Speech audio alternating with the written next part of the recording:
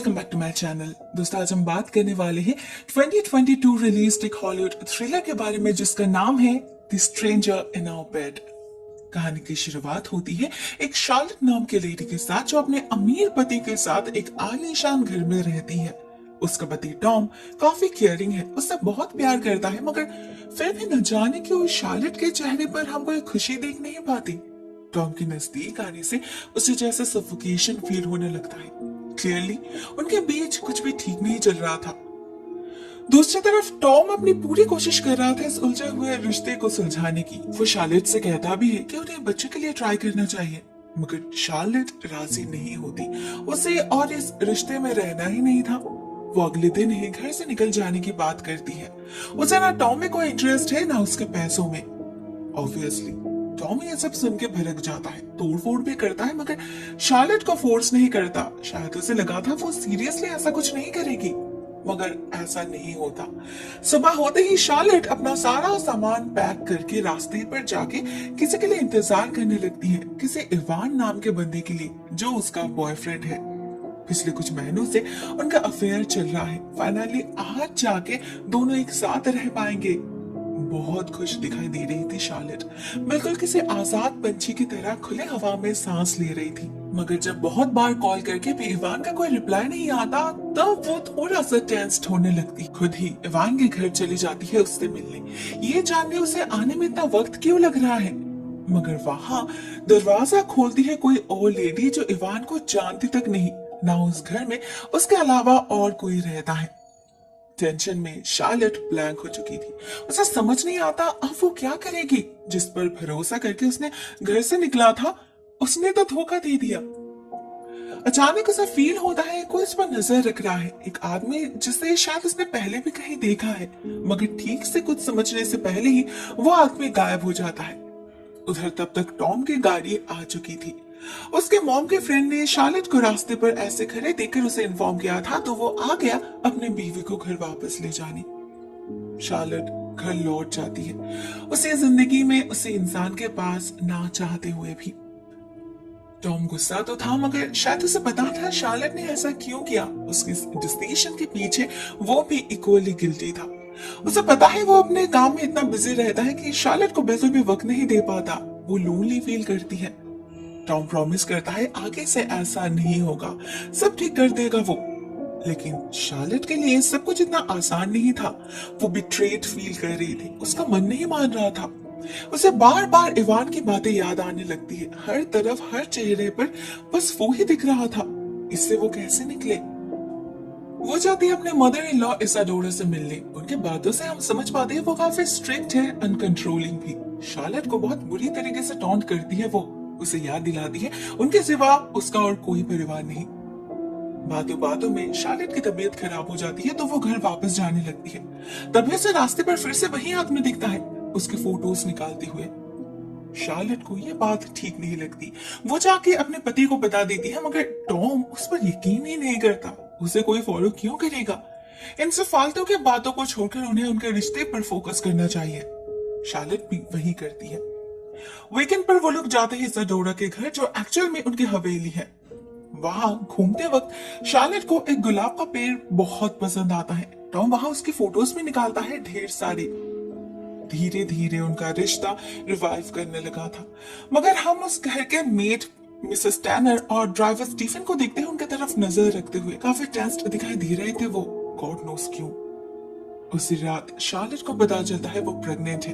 ये टॉम के लिए काफी बड़ा सरप्राइज था। वो श्योर नहीं था ये उसका बच्चा है या नहीं, मगर शार्लेट जब उसे यकीन दिलाती है, उसके मन से सारे डाउट्स क्लियर हो जाते हैं। घर में सेलिब्रेशन का माहौल चल रहा था। टॉम अपनी पत्नी का दुगना ख्याल रखने लगा था, लेकिन इस सब के बीच भी शार्लेट को इवान की यादें सता रही थी।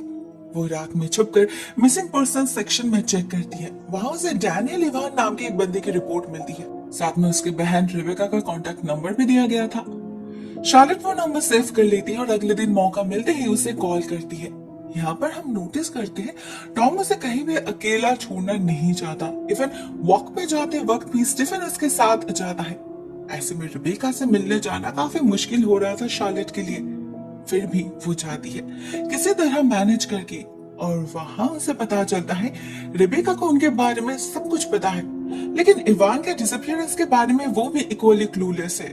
वो लोग डिसाइड करते हैं अगले दिन उस घर में जाएंगे जहां शार्लेट इवान से मिलने जाती थी। भले ही रेबेका कहती है उसे ऐसे किसी घर के बारे में नहीं पता।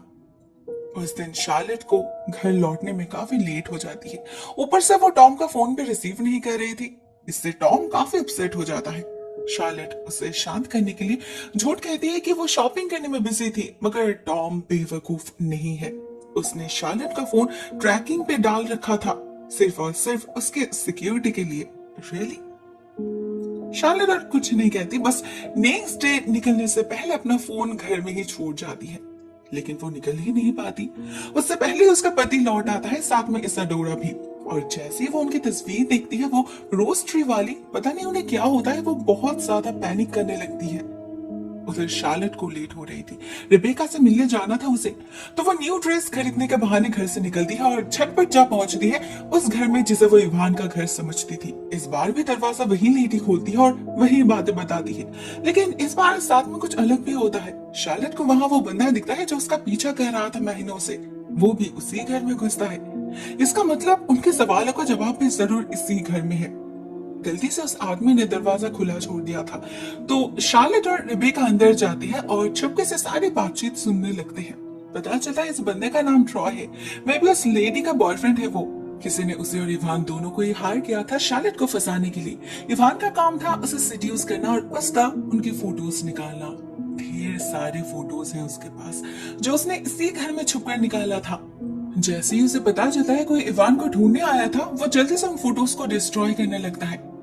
अब उसके हरकतों से वो लेडी समझ जाती है उसने जरूर कुछ गलत किया होगा इस घर में, तो वो बदले में पैसा मांगती है और उसका मुंह बंद करने के लिए ट्रॉय उसे कुछ कीमती चीज देने की बात करती है जो इसी घर के लॉकर में है, मगर चाबी उसने घर में ही छोड़ा है।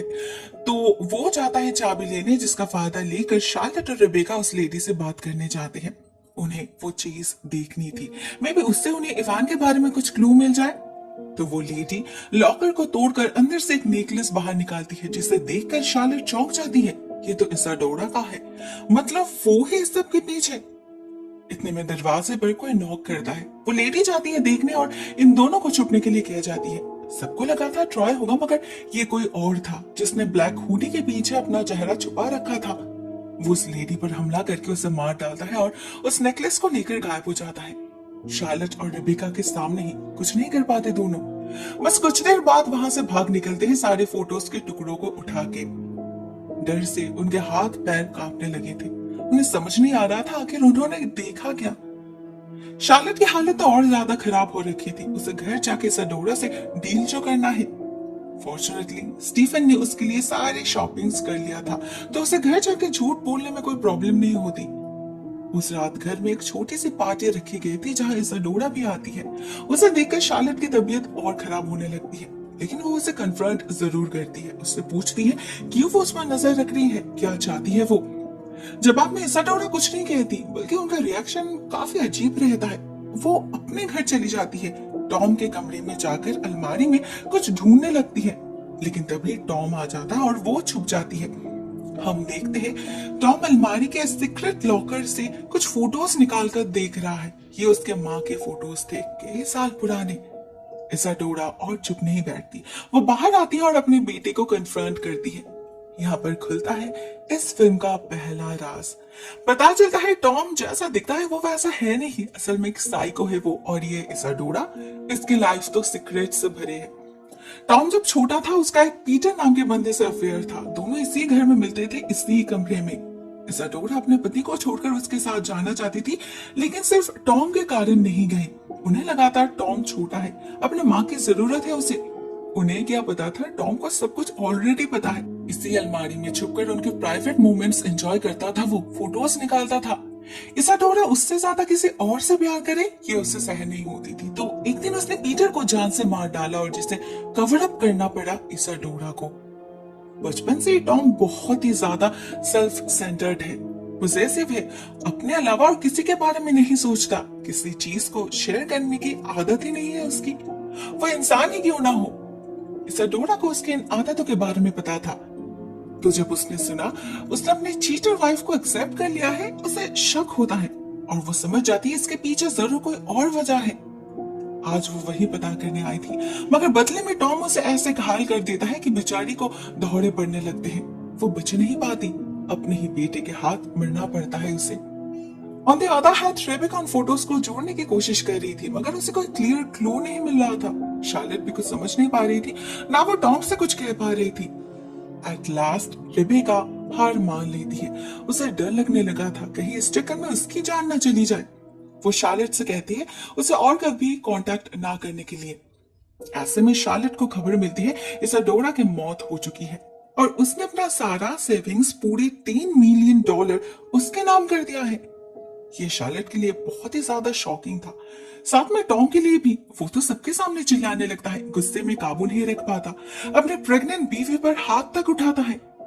एज यूजुअल उसे लग रहा था शार्लेट ने जरूर इसाडोरा को मैनिपुलेट किया होगा, धोखा हुआ है उसके साथ। उधर शार्लेट समझ नहीं पाती इसाडोरा अगर उस पर शक करती थी इसका मतलब वो उसे नापसंद करती थी, तो वो इतना सारा पैसा क्यों छोड़ गई उसके नाम। वो डिसाइड करती है जो हुआ सो हो गया, फालतू में और इस सब के बारे में नहीं सोचेगी वो। टॉम भी माफी मांग लेता है उससे और प्रॉमिस करता है आगे से वो एक परफेक्ट हस्बैंड बनकर दिखाएगा। शार्लेट फिर से एक बार उसे मौका देती है, खुद को समझाती है इस बार सच में सब कुछ ठीक हो जाएगा, मगर होता नहीं। उल्टा गिफ्ट के नाम पे टॉम उसे एक बहुत ही बड़ा झटका देता है। पता चलता है टॉम ने उसे वही नेकलेस गिफ्ट किया है जो उस लेडी के खूनी ने उठाया था। ये टॉम के पास कहां से आया? इसका मतलब टॉम ही वो खूनी है, इस सब के पीछे वो है। शार्लेट को बहुत ज्यादा डर लगने लगा था, लेकिन वो घर से भागते नहीं, उसे सबूत जो चाहिए थे और इवान को भी तो ढूंढना था। तो वो खुद को बाथरूम में लॉक कर लेती है और विटनेस का बहाना देकर टॉम को भेजती है दुकान में दवाई लाने। जैसे ही वो निकलता है शार्लेट सबसे पहले स्टीफन को कॉल करके बुलाती है और फिर रेबेका को कॉल करके सब कुछ इन्फॉर्म करती है। वो जो करने जा रही थी वो काफी रिस्की था। रेबेका उसे वार्न करती है, लेकिन वो नहीं रुकती, बस इस घर का एड्रेस देकर पुलिस को इन्फॉर्म करने के लिए कहती है। कुछ देर बाद, तब तक शायद उसे वो मिल जाएगा जो वो ढूंढ रही है। इसके बाद वो जाती है टॉम के ऑफिस में, जहां उसके लैपटॉप में शार्लेट को वो फोटोज मिलते हैं जो इवान के फोन में था। इससे उसे याद आता है टॉम का भी फोटोज क्लिक करने की आदत है और इस घर में बस एक ही जगह है जहां उसके अलावा और किसी का जाना मना है, द डार्क रूम। टॉम बहुत ही पोसेसिव है उसे लेकर, तो सबूत भी जरूर वही होंगे। शार्लेट और देर नहीं करती, अलमारी से चाबी निकाल के उस कमरे में जा पहुंचती है और उसे जो दिखता है वैसा कुछ उसने सपने भी एक्सपेक्ट नहीं किया था। वो कमरा उसके ही फोटोज से भरे पड़े थे, उसके नेकेड फोटोज, इवान के साथ गंदे गंदे फोटोज और कुछ ऐसा जिन्हें उसके सोते वक्त निकाला गया था। ये टॉम के मेंटल इम्बैलेंस के सबूत थे। कुछ उसने खुद क्लिक किया होगा और कुछ उस ट्रॉय ने। शार्लेट को वहां अपने कॉलेज टाइम के फोटोज पे मिलते हैं, मतलब टॉम उसे तब से फॉलो कर रहा है। जब वो इन सारी चीजों को एनालाइज करने की कोशिश कर रही थी तभी टॉम आ जाता है और शार्लेट को पता चलता है दूसरे राज के बारे में। इवान को टॉम ने हार किया था शार्लेट को सीड्यूस करने के लिए, उसे टेस्ट करने के लिए, जिसमें वो फेल हो गई। वो कब उससे मिलती थी, कहाँ जाती थी, उसे सब पता था, मगर उसने कभी कुछ नहीं कहा। लेकिन धीरे धीरे बात हद से निकलने लगी थी। शार्लेट और इवान एक दूसरे के प्यार में पड़ चुके थे। इवान तो एक रात उसके घर तक आ गया, उसे ये बताने कि वो शार्लेट को अपने साथ ले जा रहा है, उसे और कोई पैसा नहीं चाहिए, वो शार्लेट को सब कुछ बता देगा। टॉम से और सहन नहीं हुआ, उसका प्लान उसी पर भारी पड़ रहा था, तो उसने इवान का खून कर दिया इसी कमरे में। शार्लेट को वो हर्ट करना नहीं चाहता, लेकिन अपने पास कैद रखना जरूर चाहता है। उसके दिल में प्यार हो या ना हो, शार्लेट को उसके साथ ही रहना होगा। उसने उसे माफ कर दिया, क्या इतना ही काफी नहीं है? लेकिन शार्लेट उसका प्लान समझ चुकी थी, तो वो भागने की कोशिश करती है। बदले में टॉम उसे मारकर बेहोश कर देता है और फिर जिंदा दफनाने की कोशिश करता है उसी व्हाइट रोज के नीचे। शार्लेट अगर उसकी नहीं हो सकती तो किसी और की भी नहीं होगी, और वैसे भी उसे कुछ ज्यादा ही पता चल चुका है। उस लेडी का खून होते हुए भी तो देख लिया था उसने। शार्लेट का सेंस लौटते ही उसे अपने पास एक स्केलेटन दिखता है, काफी पुराना, मतलब इस पागल टॉम ने इससे पहले भी किसी का खून किया था, मगर इस बार वो सक्सेसफुल नहीं होता। शार्लेट उस कंकाल के खोपड़ी से मारकर उसे बेहोश कर देती है और टॉम गिर जाता है उसी गड्ढे में। तब तक स्टीफन और पुलिस दोनों ही आ चुके थे, तो शार्लेट उन्हीं की तरफ जाने लगती है। उसे क्या पता था टॉम जाग चुका है और फिर से एक बार उसी पर हमला करने आगे बढ़ रहा है। इस बार स्टीफन उसे बचाता है, शूट कर देता है अपने मालिक को पुलिस के सामने ही। नहीं, उसे जेल नहीं होती, शार्लेट उसे सपोर्ट जो करती है। देखते देखते कुछ महीने बीत जाते हैं और शार्लेट एक हैंडसम बेबी बॉय को जन्म देती है। अभी वो ही इस एस्टेट की मालकिन है, उसे सब कुछ संभालना पड़ता है। एक दिन इसाडोरा के पेपर्स देखते वक्त उसे पता चलता है घर के केयरटेकर मिसेस टैनर को हर महीना $1000 करके दिया जाता है। अभी भी उसे जानना था क्यों। उसने कई बार नोटिस किया था टॉम और मिसेस टैनर के बीच बिल्कुल भी नहीं बनती, हमेशा एक कोल्ड वॉर चलती रहती थी।